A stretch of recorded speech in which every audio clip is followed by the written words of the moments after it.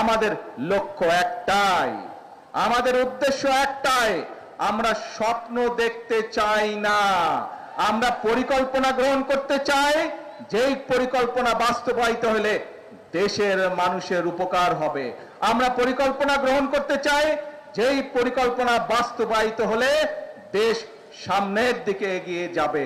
আমরা পরিকল্পনা গ্রহণ করতে চাই, যেই পরিকল্পনা বাস্তবায়িত হলে দেশের মানুষের ভাগ্যের পরিবর্তন হবে। প্রিয় ভাই বোনেরা, এখন প্রিয় ভাই বোনেরা, এই যে কথাগুলো বললাম, এই যে পরিকল্পনার কথা বললাম, এই যে আমার লক্ষ্য উদ্দেশ্য আপনাদের সাথে বললাম, আপনারা কি এর সাথে একমত? কারা কারা একমত? কারা কারা একমত? হ্যাঁ, এদিকে আচ্ছা, ধন্যবাদ। এবার বলেন তো কারা কারা একমত নন আমার সাথে? কেউ তো হাত তুলে না, তাহলে সবাই একমত। তাহলে এখন কিন্তু কাজ একটাই, কাজ একটাই। এই এলাকার 7টা তাজা প্রাণ ঝরে গিয়েছিল স্বৈরাচার বিরোধী আন্দোলনে। 7টা তাজা প্রাণ কেন ঝরে গিয়েছিল? সেই 7টা তাজা প্রাণ, তাদের দাবি ছিল বাংলাদেশের মানুষের গণতান্ত্রিক অধিকার প্রতিষ্ঠিত করা। তাদের দাবি ছিল এই দেশের মানুষের যে ভোটের অধিকারকে ছিনতাই করা হয়েছিল, সেই ভোটের অধিকারকে পুনঃপ্রতিষ্ঠিত করা। প্রিয় ভাই বোনেরা, বিএনপির 7টা প্রাণ ঝরে গিয়েছে বিগত স্বৈরাচার বিরোধী আন্দোলনে। এইভাবে সারা বাংলাদেশে শুধু বাংলাদেশ জাতীয়তাবাদী দল বিএনপির শত শত নেতাকর্মী তাদের জীবন আত্মহতি দিয়েছেন। শুধু জুলাই আগস্ট মাসে আমাদের সারা বাংলাদেশে প্রায় 450 মতন নেতাকর্মী সেদিন খুন হয়েছিল। প্রিয় ভাই বোনেরা, 1.5 মাসের আন্দোলনে। এখন প্রিয় ভাই বোনেরা, এই যে মানুষগুলো তাদের জীবন আত্মহতি দিয়েছে, তাদের এই রক্ত কি আমরা বৃথা যেতে দিতে পারি না। তাদের স্বপ্ন যদি বাস্তবায়ন করতে হয়, তাদের মৃত্যুকে যদি মূল্যায়ন করতে হয়, তাহলে আমাদের সকলকে আজ দেশ গঠন বা রাষ্ট্র পুনর্গঠনের কাজে আমাদেরকে হাত দিতে হবে।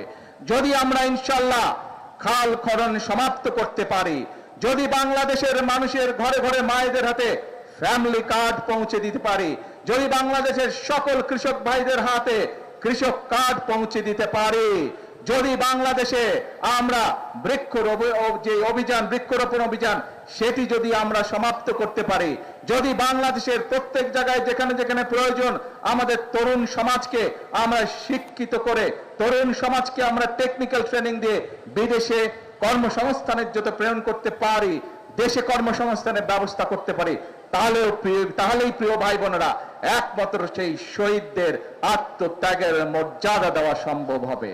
কাজে আসুন এই আজকের এই খাল খনন অনুষ্ঠানে, এই যে খাল খনন অভিযান শুরু হলো আজকে, যেই অভিযান 48 বছর আগে শহীদ রাষ্ট্রপতি জিয়াউর রহমান শুরু করে দিয়ে গিয়েছিলেন, সেই খাল খনন এই অনুষ্ঠানে আসুন আমরা সকলে প্রতিজ্ঞা গ্রহণ করি। কি প্রতিজ্ঞা? প্রতিজ্ঞা একটাই, এই দেশকে সামনে এগিয়ে নিয়ে যেতে হবে। কি প্রতিজ্ঞা?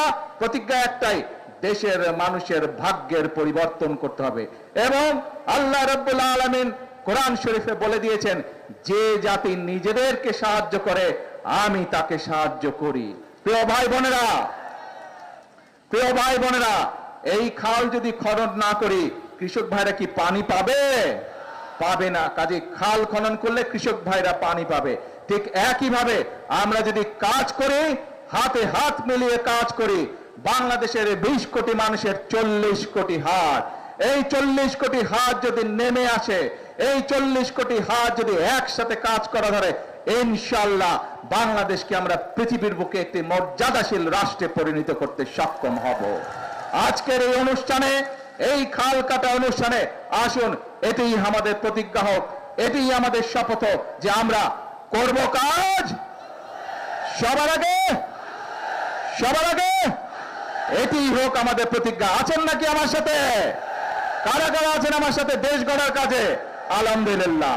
প্রিয় ভাই বোনেরা, আসুন আজকে থেকে আমাদের কাজ হবে একটাই, আর একটাই, সেটা হচ্ছে দেশ গঠন, দেশ গড়া, রাষ্ট্র পুনর্গঠন। এটি হোক আমাদের প্রতিজ্ঞা। আর আমরা যেরকম নির্বাচনের আগে জনগণের সামনে যে সকল প্রতিশ্রুতি দিয়েছি, ইনশাআল্লাহ অতীতে সব সময় দেখা গিয়েছে বিএনপি যে সকল প্রতিশ্রুতি জনগণকে দেয়, দেশের মানুষের সামনে দেয়, বিএনপি দেশ পরিচালনা করার সময় আস্তে আস্তে সবগুলো প্রতিশ্রুতি তারা বাস্তবায়নের চেষ্টা করে। কাজেই আমরা আমাদের প্রতিশ্রুতি বাস্তবায়ন করব, কিন্তু বিএনপির শক্তির উৎস কারা? বিএনপি শক্তির উৎস বাংলাদেশের জনগণ। সেজন্যই আমরা বলি, সেজন্যই আমরা যারা বিএনপি করি, সেজন্যই আমরা যারা শহীদ রাষ্ট্রপতি জিয়াউর রহমানের দল করি, দেশনেত্রী খালেদা জিয়ার নেতৃত্বে আমরা দল করেছি, আমরা সকলে বলি জনগণই হচ্ছে আমাদের সকল রাজনৈতিক ক্ষমতার উৎস।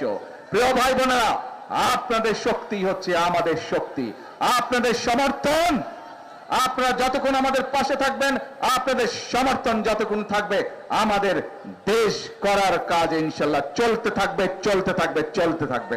আল্লাহ হাফেজ। বাংলাদেশ জিন্দাবাদ, বাংলাদেশ জাতীয়তাবাদী দল জিন্দাবাদ। আসসালামু আলাইকুম।